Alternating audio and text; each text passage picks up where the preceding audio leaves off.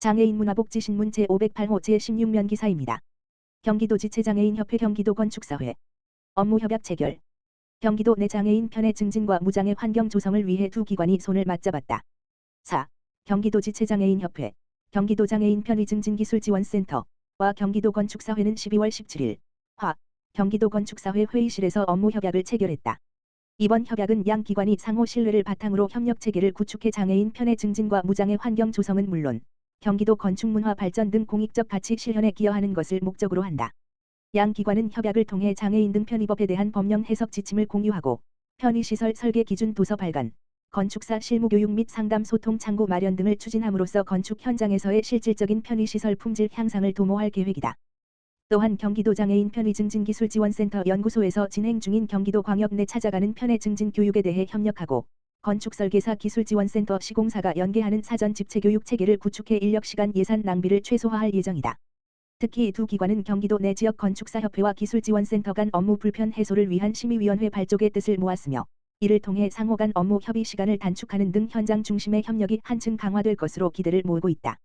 경기도지체장애인협회 김원종 협회장은 이번 협약은 제도와 현장을 연결해 장애인의 이동권과 생활권을 실질적으로 개선하는 중요한 출발점이라며 건축 전문가들과의 긴밀한 협력을 통해 실무적인 협력 체계를 강화하고 업무 효율성을 높여 경기도 전역에 누구나 이용 가능한 편의시설과 무장애 환경이 확산될 수 있도록 최선을 다하겠다고 말했다. 경기도 건축사회 양정식 회장은 건축은 단순한 공간 조성을 넘어 사회적 약자를 배려하는 공공의 역할을 수행해야 한다며 이번 협약을 계기로 건축사들이 장애인 편의 증진과 유니버설 디자인 실천에 더욱 적극적으로 참여해 경기도 건축문화의 질적 성장을 이끌어 나가겠다고 밝혔다. 누림센터 여성장애인 인식개선 영상 누림극장 오픈 마이크 공개. 경기도 장애인 복지종합지원센터 이하 누림센터는 여성장애인에 대한 사회적 인식 개선을 위해 영상 콘텐츠 누림극장 오픈 마이크를 제작 공개했다고 밝혔다. 이번 영상은 경기도 장애인복지 기본조례 제7장 제39조에 근거해 제작된 여성장애인 인식개선 콘텐츠로 여성과 장애라는 이중의 차별을 경험하는 여성장애인의 삶과 목소리를 공연이라는 형식을 통해 풀어낸 것이 특징이다. 영상의 배경은 가상의 공연 공간 누림극장이다. 주인공 지연이 무대에 오르는 과정을 중심으로 장애인과 비장애인이 함께 공연을 만들어가는 모습을 담아내며 여성장애인을 보호의 대상이나 극복의 서사로 소비하는 기존 시선을 넘어 한 명의 인물로서 선택과 표현, 존재의 주체성을 조명한다. 특히 이번 작품에는 누비스 대표이자 청각장애 당사자인 김지연 씨가 출연과 함께 DASL, 수어예술감독로 참여해 콘텐츠의 전문성과 현장성을 더했다. 또한 시각장애인 당사자가 직접 감수한 화면 해설을 포함해 장애 유형을 넘어 누구나 접근 가능한 콘텐츠로 제작됐다. 더불어 영상 감독에는 제26회 서울국제여성영화제 등 다수의 여성영화제에서 초청받은 이강희 감독이 함께했다. 누림센터는 이번 영상은 여성장애인을 특정한 틀이나 프레임에 가두지 않고 공연이라는 매개를 통해 자연스럽게 관객과 만나는 시도를 담았다며 앞으로도 당사자 참여를 기반으로 한 접근성 콘텐츠를 지속적으로 확대해 나갈 계획이라고 밝혔다. 2024년 사회적 장애인식 개선 교육 이행률 92.9%. 3년 만에 반등. 보건복지부 장관 정은경은 2024년 사회적 장애인식 개선 교육 실적 점검 결과 전체 의무교육 대상 기관의 이행률이 92.9%로 전년 대비 3.6%p 상승하며 3년 만에 반등했다고 밝혔다.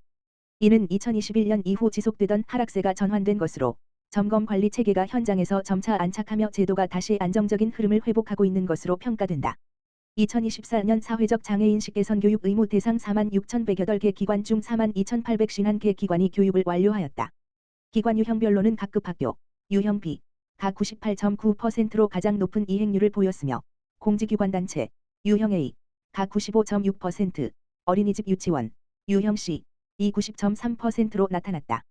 특히 전체 대상 기관의 67.1%를 차지하는 어린이집 유치원, 유형 C, 의 이행률이 전년 대비 4.7%p 상승하며 전체 이행률 반등을 견인하였고 공공기관 8.0%p, 대학교 7.9%p, 지방공사 6.3%p 등 주요 기관 유형에서도 높은 상승을 보였다.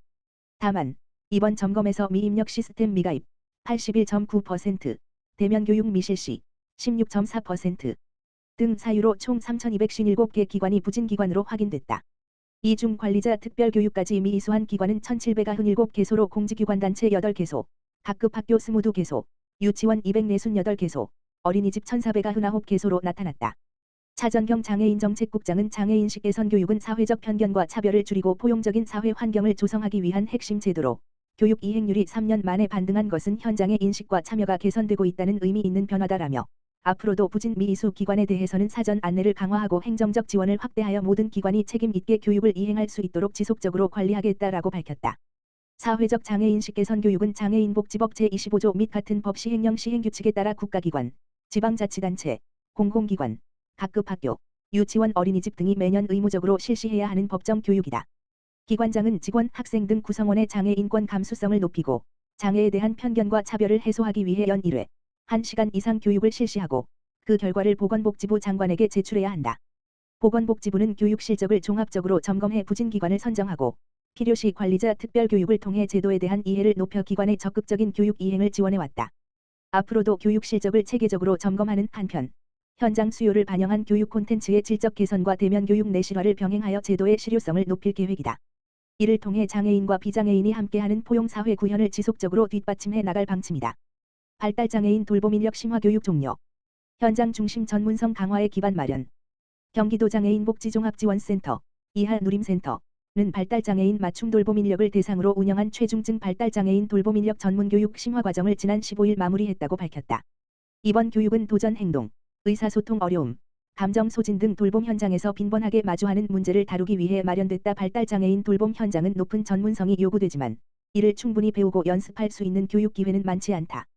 특히 최중증 발달장애인을 지원하는 돌봄 인력은 행동 이해, 환경 조성, 시각적 지원과 같은 세밀한 지원이 필요하지만 이러한 내용을 체계적으로 다루는 과정은 부족한 상황이다. 이번 심화 과정은 이러한 현장의 어려움을 보완하기 위해 돌봄 인력이 자신의 경험과 사례를 함께 나누고 지원 방법을 고민해 보는 실천 중심 교육으로 운영됐다.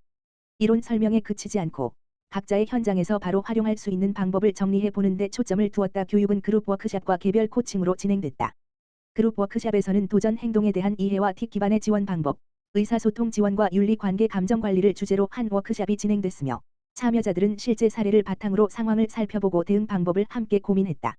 이어진 개별 코칭에서는 대상자별 어려움을 점검하고 시각자료 활용과 의사소통 지원 방법에 대해 맞춤형으로 안내해 현장에서 바로 적용할 수 있도록 했다. 누림센터는 이번 심화 과정은 돌봄 인력이 현장에서 겪는 어려움을 스스로 정리하고 자신의 돌봄 방식을 돌아보는 계기가 된 과정이라며 앞으로도 돌봄 현장에 도움이 되는 교육을 꾸준히 추진해 나가겠다고 밝혔다.